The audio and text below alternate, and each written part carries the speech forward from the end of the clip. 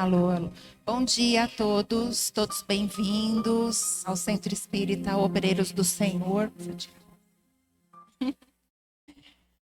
A Escola de Paz Eurípides Barçanufo, cujo lema é educar-se para educar. E apesar de ser a Escola de Paz, ela é aberta a todos que quiserem participar e ter um mundo melhor. E a nossa atividade é em conjunto com o DIGI, onde as crianças ficam lá e participam da evangelização. E no final da tarefa, vocês são encaminhados para assistência espiritual e em seguida as crianças descem também. E para quem quiser passar a entrevista, a Andréa está ali no fundo do salão com a prancheta. Vocês podem pedir para ela e a gente sempre tem as entrevistadoras durante a tarefa. E também, se alguém tiver alguma dúvida, os tarefeiros com crachá estão no fundo do salão e podem atender qualquer dúvida que vocês tiverem. Então, agora eu vou pedir que todos silenciem. Esqueci de pedir para desligar os celulares também, gente. Vou pedir que todos silenciem. Quem quiser fechar os olhos. Vamos agradecer por essa oportunidade, pela oportunidade de estarmos aqui, de termos saúde, de podermos chegar até essa casa. Que os nossos amigos espirituais estejam conosco e possam abrir a nossa mente, o nosso coração para a mensagem que nós vamos ouvir hoje. E a gente vai começar a nossa tarefa com a prece que Jesus nos ensinou. Pai nosso que estais no céu, santificado seja o vosso nome, venha a nós o vosso reino, seja feita a vossa vontade, assim na terra como no céu.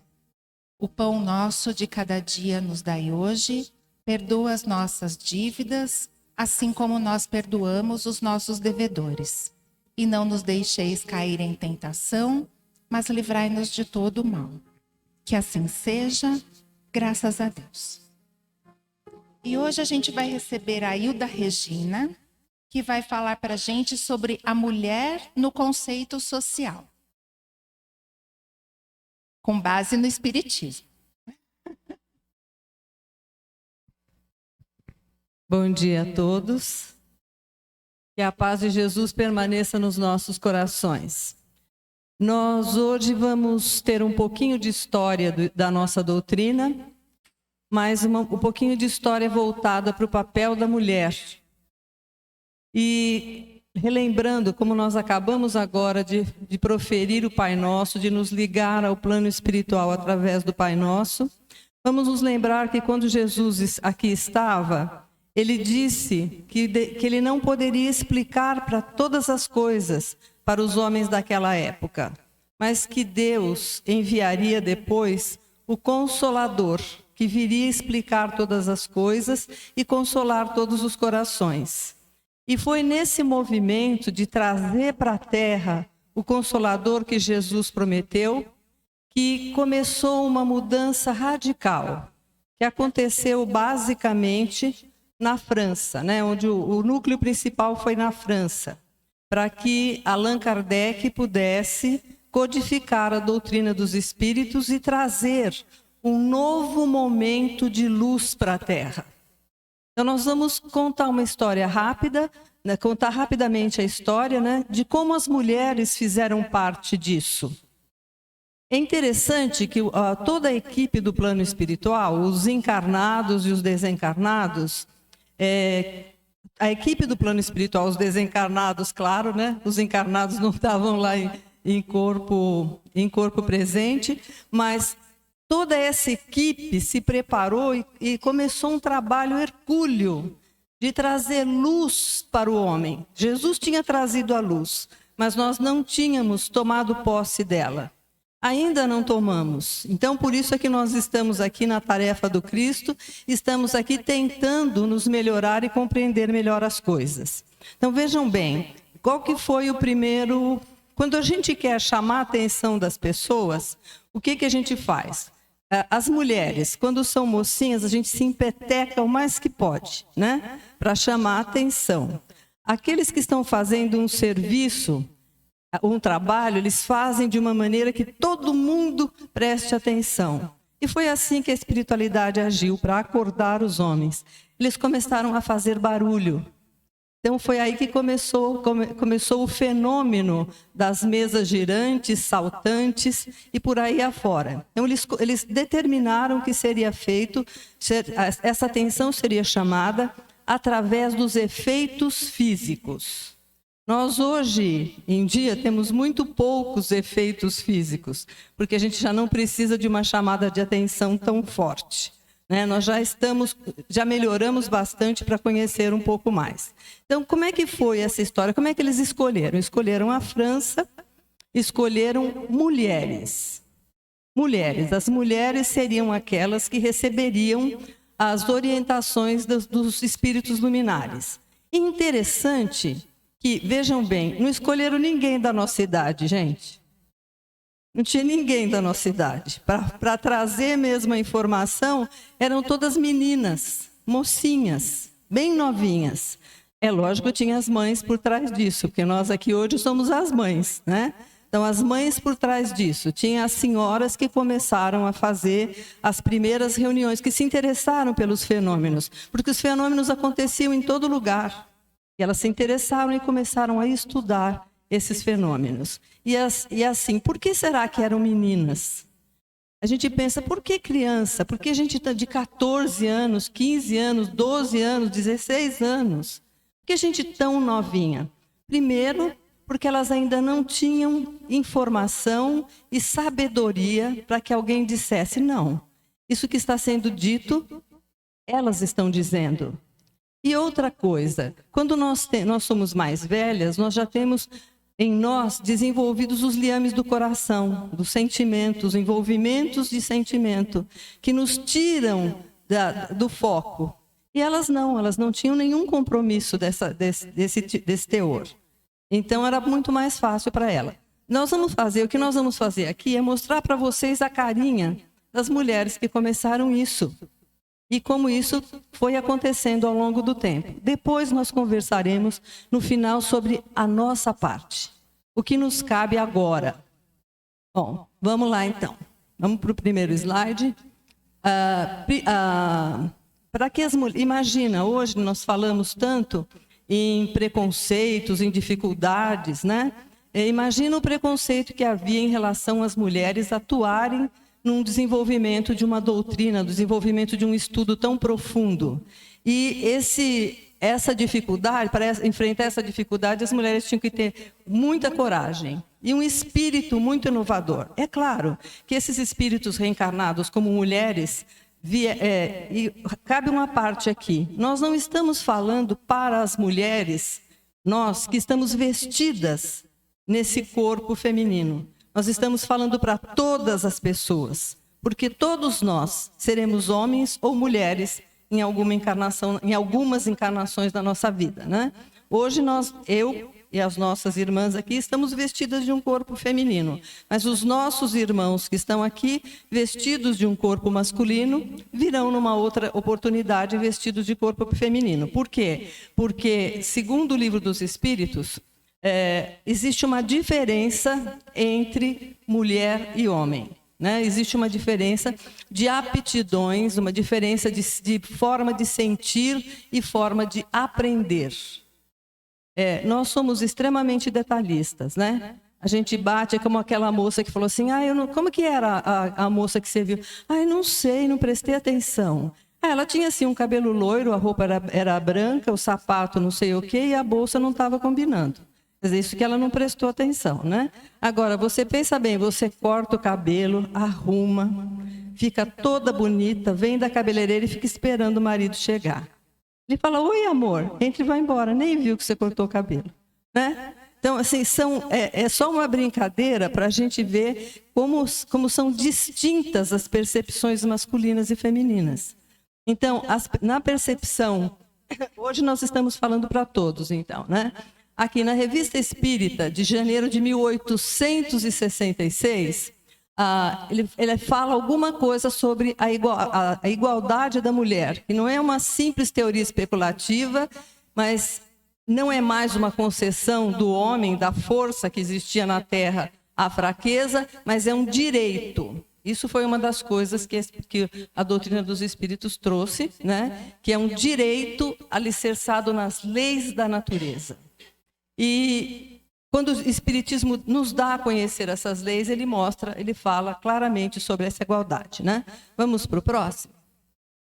Bem, mulheres que auxiliaram na codificação da doutrina, a primeira mulher mais importante naquele momento, porque todas foram extremamente importantes, é a senhora Pleine Maison. Ela se interessou pelos fenômenos e começou a fazer na casa dela reuniões das mesas girantes. E numa certa altura do desenvolvimento das reuniões espíritas dela, o Allan Kardec foi para lá para conhecer. E foi a partir desta reunião que começaram os estudos dele e que a doutrina espírita começou a ser montada, né? Então, ela realmente é uma mulher muito importante. O Kardec, inclusive, faz esse registro, né, que nós colocamos aqui. Foi aí, dizendo da primeira reunião, que pela primeira vez presenciei o fenômeno das mesas que giravam, saltavam e corriam. Vocês já imaginaram mesa correndo? Que susto que não devia ser para as pessoas, né? Em condições tais que não deixavam qualquer dúvida. Veja bem, uma mesa, se a gente agora pegasse essa cadeira aqui e ela fosse animada pelos espíritos e começasse a correr aqui no corredor. Talvez não sobrasse ninguém aqui dentro, né? Mas era assim que eles chamavam a atenção e assim é que começou. Olha que coisa interessante. Começou com alegria. Olha a mensagem de Jesus, que maravilhosa. Começou com alegria as manifestações. Muito bem. Agora, quem é que começou? Quem é que realmente começou a fazer, a anotar e a trazer as informações do Espiritismo? Foram duas meninas. Uma de 16 e uma de 14, chamadas Caroline Baudin e Julie Baudin. Os pais delas se interessaram por essas reuniões e começaram a ir às reuniões e levaram as meninas junto, né? Hoje a gente não leva criança em reunião que tem comunicação espiritual, né? Mas elas estavam lá, eles foram com elas porque era novidade, queria saber o que é, e no fim, e também porque os amigos espirituais já estavam orientando nesse sentido, né? Então, elas chegaram lá e foram elas que codificaram o Livro dos Espíritos, pelas mãos delas. Como é que funcionava? Elas registravam, eles tinham uma cestinha que tinha uma caneta amarrada na cesta. As meninas impunham as mãos ali sobre aquela cesta e a cesta, os espíritos, se materializavam não para que as pessoas vissem os espíritos, mas eles tornavam-se tão materiais que eles podiam escrever com aquele lápis numa placa de ardósia. Então, eles começaram a escrever. Uma certa altura, o Kardec, então, começou a levar pergunta formulada. E aí os espíritos foram respondendo essas perguntas, né? Então, essas duas meninas aqui, desculpa, gente, mas não consegui achar nenhuma foto que merecesse aparecer aqui claramente para vocês, mas essa foi a única. Então, essas duas crianças. Bom, eu já expliquei isso para vocês, né? Pode passar para o próximo. Mas chegou uma certa altura, estava todo escrito o Livro dos Espíritos. Aí os espíritos chegaram para o Kardec, falaram para o Kardec que precisava fazer uma revisão no livro inteiro. E aí é que entra essa moça lindíssima, chamada Ruth Céline Jaffé, que fez toda a revisão do Livro dos Espíritos. Ela não, né? Os espíritos fizeram, através dela, a revisão do Livro dos Espíritos, inteirinha.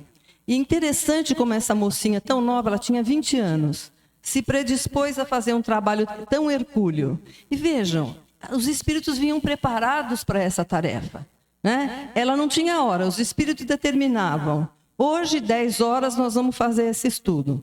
Amanhã, 14 horas. Então, ela ficou por um grande período à disposição dos espíritos luminares para que fosse feita toda a reorganização, as correções no Livro dos Espíritos, como ele realmente veio para a Terra, né? Agora, nós temos aqui uma conhecida, uma conhecida nossa. Todo mundo já leu alguma coisa que a irmã Dufour escreveu agora, a irmã Dufour escreveu agora, recentemente, através do Vanderlei de Oliveira, né? Então, ela foi uma das que se ofereceu para o trabalho. A mãe era médium, ela também, e a mãe a levava às reuniões espíritas, e elas começaram as duas a trabalhar no sentido de se prepararem para receber essas outras informações. Então, todas as coisas que foram vindo, porque o Espiritismo não é só o livro dos Espíritos, é toda uma série de compêndios que formam a doutrina, né? E ela, então, trabalhou muito, ela foi uma das principais médiuns das reuniões do Kardec feitas na casa de Kardec mesmo. Tem uma outra que eu não consegui achar nenhuma foto, infelizmente. Ela também trabalhava, ela era médium de psicofonia e psicografia, e ela foi através dela que o Espírito da Verdade era o Espírito que coordenava todos os espíritos que trabalharam para montar a doutrina dos espíritos, para trazer para nós a doutrina dos espíritos, né? Então, ela é que trouxe a informação para o Kardec, para o senhor Riveio, da importância da missão dele. E ela intermediou a relação dele com os espíritos, né? E essa moça foi altamente perseguida no tempo dela pelas autoridades que eram contrárias a esse movimento do espiritismo. A senhora Marie Alexandrine de Delot-Delaune. Ela era médium também na casa de Kardec, e ela tem uma coisa importante, que nós nos assemelhamos a ela. A função dela, além da reunião espírita, de estar ali como médium na reunião espírita, ela recebeu, como todas nós aqui, a maioria de nós, recebeu uma tarefa maravilhosa. A tarefa de educar crianças, aquelas que o Senhor nos emprestou como nossas.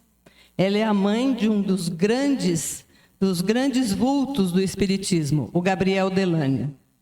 Se vocês quiserem conhecer os livros, deem uma procuradinha no Google, que vocês acham todas as informações lá. Depois tem outras mais que ali nas reuniões de Kardec a sua mediunidade ficou a serviço de Jesus.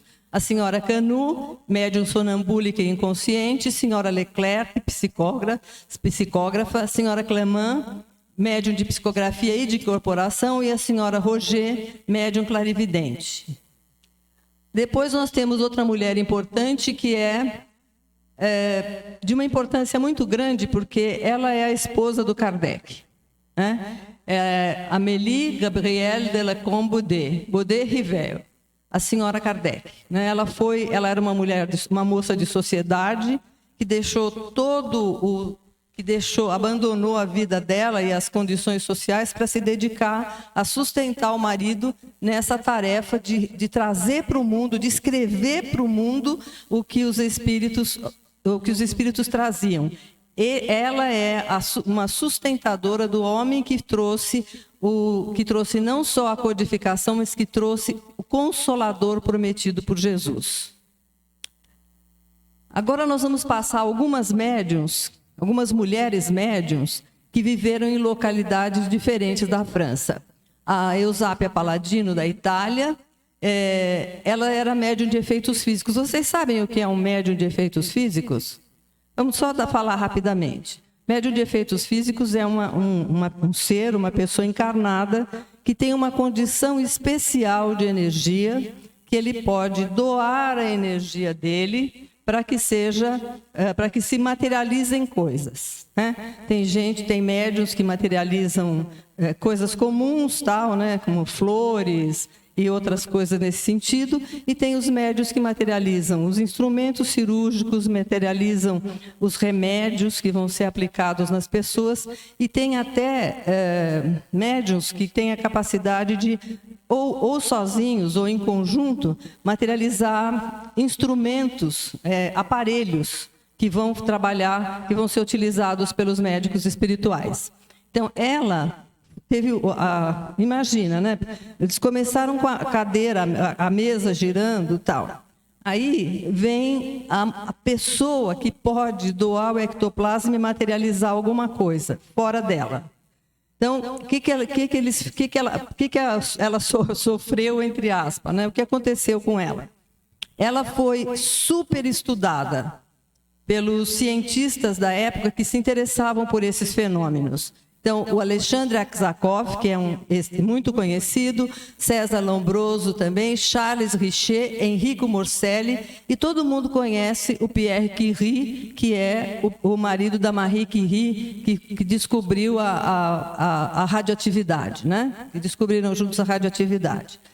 A Amália Domingues Soler, ela foi uma médium muito importante na Espanha. Ela tinha, assim, muitas condições de trabalho, ela tinha muitas mediunidades, mas principalmente a de psicografia, e ela enfrentou, assim, uma resistência na Espanha, pela Espanha ser um país extremamente católico, né? Ela teve uma resistência muito grande, mas ela acabou escrevendo coisas muito importantes e realizando um trabalho de efeitos físicos considerável para o espiritismo. Aqui nós vamos ver, vocês estão vendo duas moças. Uma moça de cabelo cacheado e uma moça que parece ter um chapéu branco na cabeça, né? Essa de cabelo cacheado, ela é a Florence Cook. E a outra é a Kate King. Isso aconteceu na Inglaterra, né? O Sir William Crookes, que foi um dos maiores cientistas da Inglaterra, ele começou a estudar esses fenômenos. Essa aqui, que aparece sem o chapéuzinho, é a moça encarnada. A outra é o espírito, materializado através das condições de materialização da Florence. Então, ela materializava o espírito saía de trás de uma cortina e ficava aqui falando com a gente como se fosse uma pessoa encarnada, né?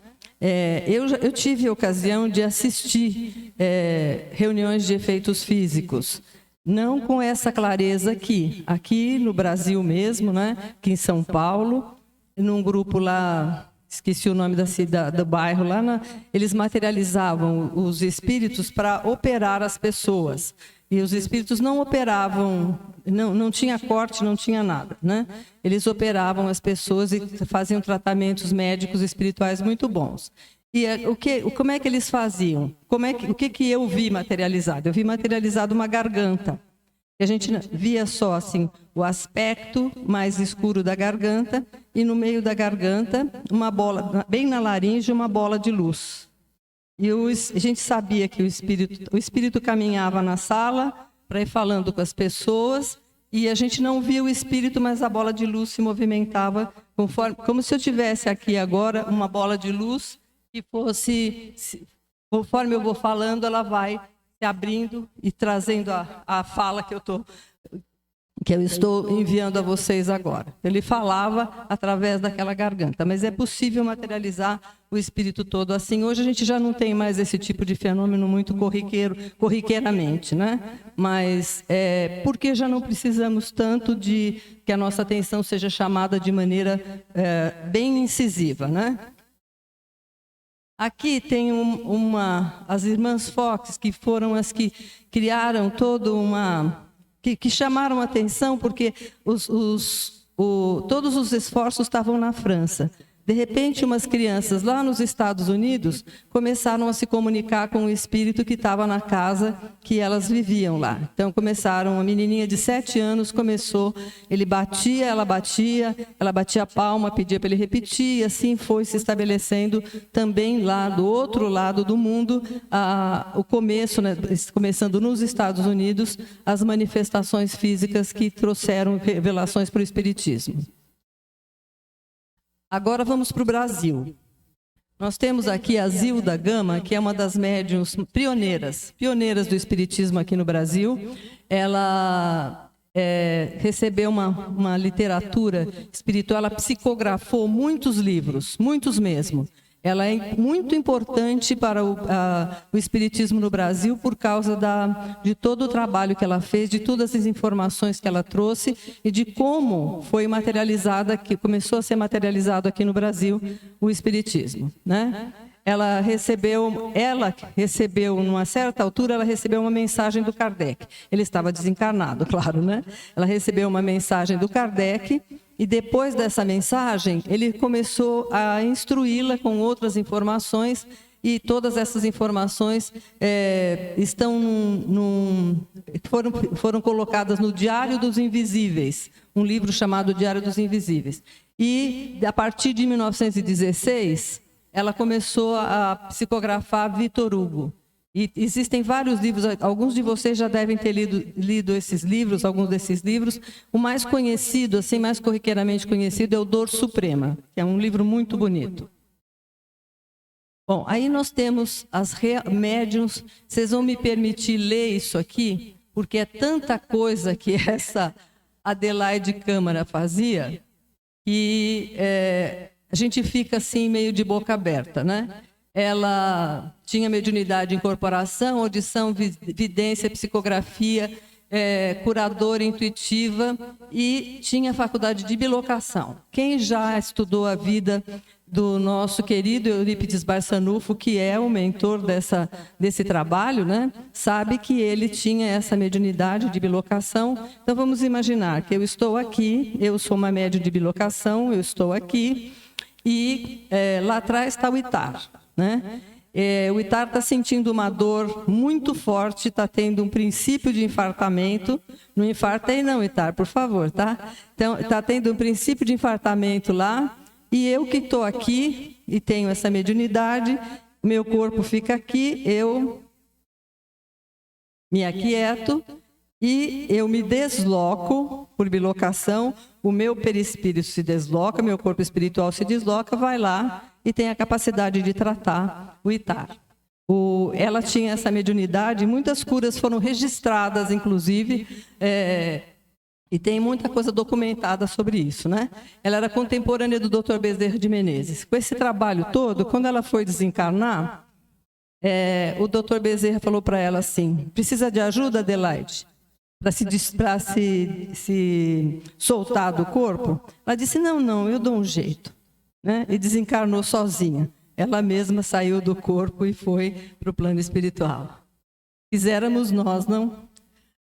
Essa aqui, ela foi considerada pelo Chico Xavier a médium mais completa do século XX. E essa moça, coitada, teve uma vida muito difícil, porque ela foi muito perseguida. Ela lá do Amazonas, né, de Parintins, no Amazonas, e ela foi muito perseguida, foi muito judiada com os trabalhos, assim, os experimentos que foram feitos com a mediunidade dela, né? Ela tinha... Imagina, eu escrevi aí para vocês verem que ela foi presa numa gaiola de ferro, ficou presa um tempo numa gaiola de ferro para ver se as manifestações não eram embuste dela, né? Ela não está participando de um embuste. Então, ela tinha... Veja só quantos tipos de mediunidade. Por que os espíritos traziam gente com tanta mediunidade assim? Era para fazer um alvoroço mesmo, né? Hoje em dia a gente tem uma e olhe lá, né? Mas elas tinham todo esse monte aí, né? Olha lá. Diptologia, RAPS, levitação de objetos, escrita direta, sonambulismo, transporte, desdobramento, desmaterialização. Estava aqui a bolsa dela, que não vou roubar sua bolsa não, tá? Fica sossegado. Mas ela desmaterializava a bolsa aqui e materializava a bolsa lá. Eu fazia um roubo aqui, tirava a bolsa dela e dava para o Milton. Então, aparecimento de luzes espirituais, as luzes apareciam no local assim, psicofonia, audiência, e tudo isso foi feita uma documentação imensa sobre o trabalho dela. Então, esse é uma das grandes, foi a maior médium do século XX aqui de possibilidades, né? Então, vamos ver. Nós temos alguns nomes que a gente vai citar rapidamente, que é a Anália Emília Franco, que foi ela criou um método para acabar com o analfabetismo no Brasil. E ela fez um trabalho maravilhoso, maravilhoso mesmo, né? Mas ela não conseguia muitas vezes realizar as coisas porque ela era espírita e era boicotada por causa disso. O trabalho dela era boicotado. A Ivone do Amaral Pereira, fiquei sabendo que ela anda aqui pelo Obreiros, né? Que ela vem aqui ao Obreiros e dá aí umas comunicações aqui no Obreiros. A Ivone, ela é uma médium brasileira que escreveu muitos livros, Nas Voragens do Pecado, Mediunidade em Crianças, Memórias. O mais famoso é Memórias de um Suicida. É um livro maravilhoso, mas um livro que a gente precisa estar bem estruturado para ler. E ela, além do receituário homeopático mediúnico, do trabalho dela de desobsessão, ela foi uma médium que desde que criancinha, desde 11 anos de idade, a mediunidade se manifestou e ela foi orientada também pelo Dr. Bezerra de Menezes, né? É uma mulher excepcional. Bem mais recentemente, as mulheres de projeção no Espiritismo, a doutora Marlene Nobre, que além de conferencista, palestrante, ela fundou o Caibar Schutel, né, o grupo Caibar Schutel, e ela que foi que começou o movimento e desenvolveu o movimento na parte médica do espiritismo, né, para os médicos, a Associação Médico Espírita. A Zíbia Gasparetto, que embora exista gente que tenha restrições à Zíbia, eu não sei como a gente pode ter restrição a uma pessoa que escreveu 50 livros, que venderam 18 milhões de exemplares no Brasil, e a peça O Amor Venceu foi assistida por 1,5 milhão de pessoas. Ela, na verdade, o trabalho dela foi muito importante para que as pessoas, lendo os romances, se sentissem atraídas para a verdade do Espiritismo e fossem até e se encaminhassem para o estudo do Espiritismo. Ela teve um papel muito importante. A Sueli Caldas Schubert, que desencarnou recentemente aí na pandemia, né, que foi também um dos grandes vultos, ela era expositora, pesquisadora e que escreveu bastante coisa também. Essa senhora que a gente não tem nenhuma foto, mas que teve um papel fundamental no espiritismo do Brasil. Ela chama Carmen Pena Perácio, e o marido dela, junto dela, tinha um centro espírita, eles eram espíritas, participavam de um grupo espírita, faziam trabalhos espíritas, e foi ela que introduziu o Chico Xavier ao espiritismo. Então, essa realmente tem um papel fantástico no espiritismo do Brasil, né? Ela é que começou com ele, porque a irmã dele adoeceu, e ela começou com ele o trabalho, o casal começou com ele o trabalho de desenvolvimento da mediunidade dele. Os espíritos de luz, todo mundo conhece, só para não deixar passar as mulheres que atuam no movimento espírita ainda, são bastante atuantes e atuarão sempre, que todo mundo já conhece. A irmã Sheila, que era uma enfermeira lá na Alemanha e que trabalha com as equipes médicas. A Alta de Souza, ela era uma poetisa que inspirou, ela trabalhou lá na Casa do Caminho, e ela inspirou uma coisa que eu fiz questão de trazer o nome dela, porque quando eu estava na Mocidade Espírita, lá do grupo de Fraternidade João Ramalho, e aqui o Obreiros também tinha a campanha Alta de Souza, que era a campanha de bater na porta das pessoas e pedir subsídios para poder ajudar as famílias carentes, né? Então, eu fiz questão de trazê-la também. Amélia Rodrigues, que agora ela é a pessoa que psicografa coisas históricas muito lindas através do Divaldo Franco, muito importante. E a Meimei. Meimei, não tem ninguém que não conheça a Meimei, né? Ela psicografou algumas coisas, muitas coisas através do Chico, e é a mentora da nossa querida Dona Mildes aqui do Obreiros, né? Então vamos lá. Joana de Ângeles. Joana de Ângeles, a mentora do Divaldo Franco, que é um dos grandes espíritos iluminados que fazem o trabalho da doutrina dos espíritos aqui no Brasil, né? Muito importante, importantíssima. Ela trouxe uma visão psicológica, ela trouxe a visão psicológica para o espiritismo, que é uma coisa a necessidade da mudança interior baseada nas condições psicológicas do indivíduo, né? Então, eu deixei aqui para vocês as questões... Você apagou? As questões 817 a 822. Sabe o que é? Eu fui professora durante 28 anos. Então, eu não perco a mania de dar lição de casa. Então, vocês terão de lição de casa as questões, estudar as questões de 817 a 822 sobre a missão da mulher nos dias a missão da mulher, tá?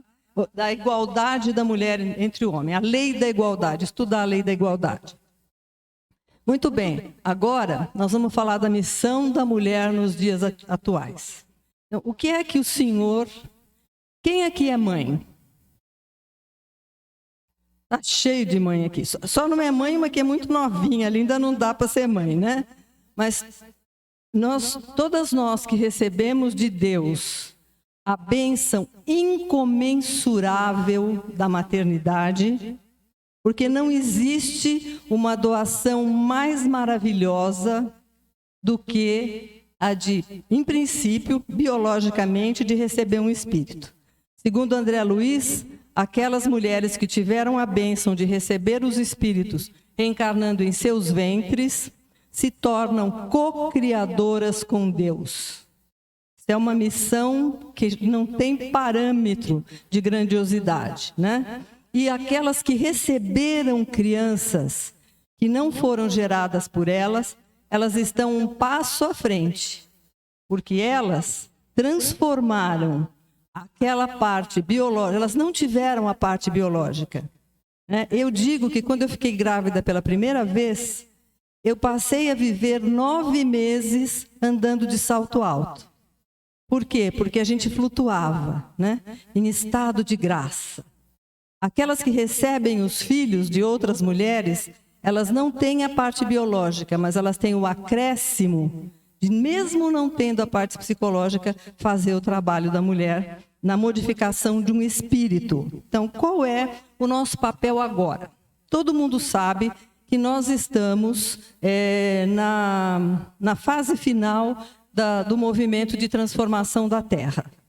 A Terra vai se transformar agora no mundo de regeneração. E segundo Joana de Ângeles, no mundo de regeneração, a relação entre os homens será através do amor.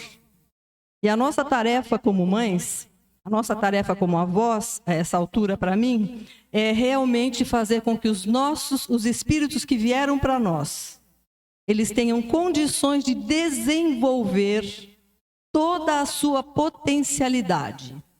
E parabéns a vocês que vieram trazer criança para evangelização hoje, porque é através desse trabalho, da prática religiosa, é que esses espíritos crescerão com uma ligação estreita com o Pai. E nessa ligação estreita, eles serão espíritos que poderão produzir muito mais como seres espirituais encarnados na Terra. Ter uma missão de realizar o propósito de vida deles em toda a sua amplitude. Então, por isso que hoje nós trouxemos a história do Espiritismo para dizer, as mulheres que aqui estão, os homens que na próxima encarnação serão mulheres, nós recebemos a grande dádiva de sermos aquelas que vão preparar os espíritos para o mundo de regeneração. Façamos o mais profundo trabalho de amor, informemos os nossos espíritos que estão conosco sobre a profundidade, a realidade, a verdade que é trazida com o Consolador prometido, que o Espiritismo revela, para que eles possam ser homens realmente homens de bem, que possam permanecer na Terra, como espíritos capacitados a realizar a maior tarefa de todas, que é caminhar em direção à luz. Que Deus nos abençoe e derrame sobre nós a sua proteção divina, para que sejamos pais, porque mãe não existe mãe sem pai, pais e mães de uma nova geração de espíritos iluminados. Bom dia, muito grata. Que o Senhor permaneça com todos por todo domingo e para sempre.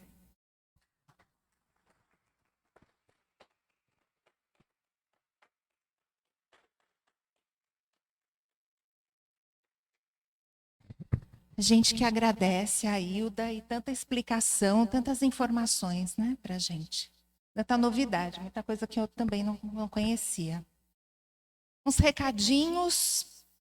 Daqui a algumas semanas a gente não vai mais ter o caminhão da IAN que fica aqui na porta aos sábados de manhã, mas as doações ainda podem ser feitas e a gente guarda aqui para serem recolhidas durante a semana.